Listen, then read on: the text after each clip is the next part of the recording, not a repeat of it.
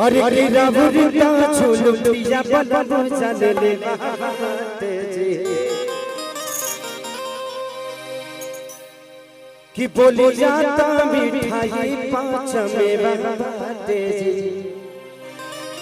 हमरा बबली भैया की फरमाइश बा कि रहू में झका कपड़ा परिया लागेला इस सबरिया अरे दढ़िया जन बना बड़ी बढ़िया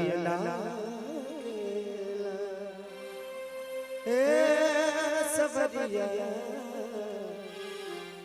लेके सपना चौहान जी के साथ बबली भैया की तरफ से बहुत पुरस्कार एक ही बार दे दी रहुआ नीचे थमहु नीचे बार बार दे हमरो ठीक ना लगी रहुआ ठीक ना लगी। हाँ देखिए पैसा के बारिश हो गई माने बरखा हो गई पैसा। अरे आई लव यू भैया मानिए मेरा बबली भैया की तरफ से बहुत पुरस्कार आशीर्वाद करके सरकार एक और बड़ा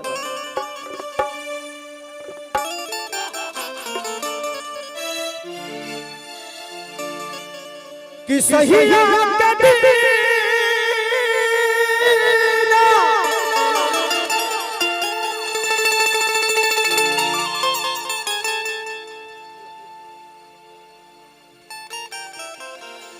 भैया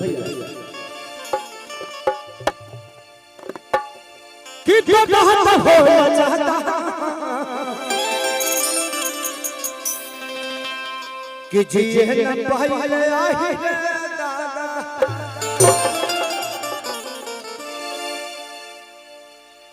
कि सोहल जैसन दे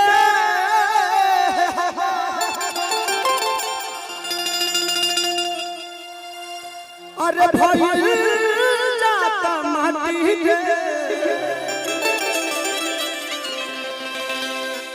बतिया न बुझला बोलमुआ तो पाती रे। तो बहुत अच्छा लगता है आपका लगातार कि ये को नचनिए कारण कनिया के भूलाए गईला। इसके बाद हम आपके साथ एक गाना करेंगे नचनिए कारण वो खरबूजा वाला।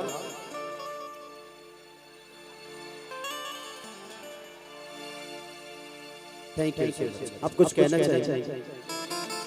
I love you I love you all.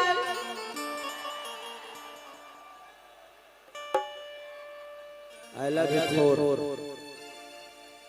कि रबुरता झुलुठिया बलम चले बाटे जी। आज हम कोशिश करेंगे कि आपके गांव के राइटर जिनका नाम अखिलेश कश्यप है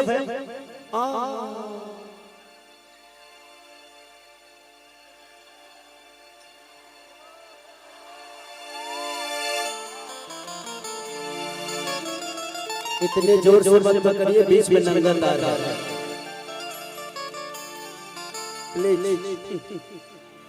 कि बोली जाता मिठाई पाँच में बाटे कि रौरा में झका कपड़ा परिया लागेला कि सबरिया और दढ़िया जन बनाई बड़ी बढ़िया लागे।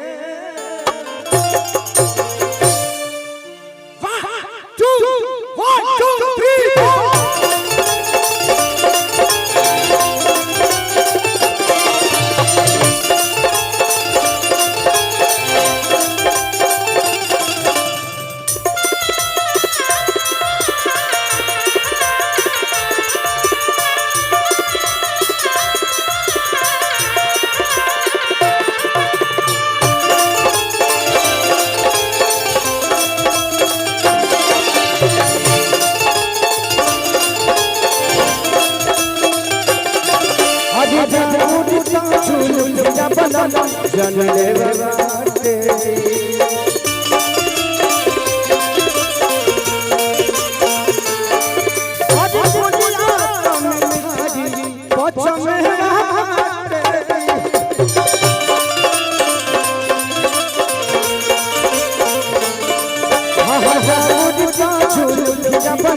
जाने रे होलिया मिठाई पाचमे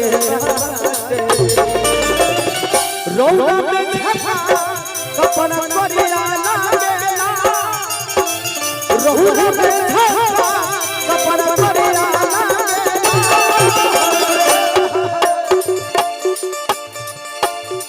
सबरिया ए सबरिया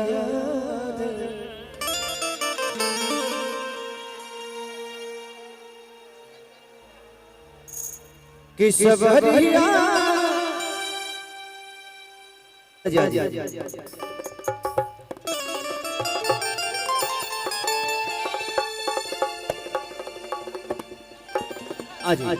एक गाना गा देता हूँ इस क्योंकि मेरी बहन शिल्पी है निशा जी, हमारे लाखों दिलों की धड़कन सोना जी हैं, नेहा राज हैं, हमारे सर्वोपरि ब्राह्मण कुल के 108 श्री हमारे कल्लू बाबा, हमारा भाई टुनटुन, सारे लोग रंजीत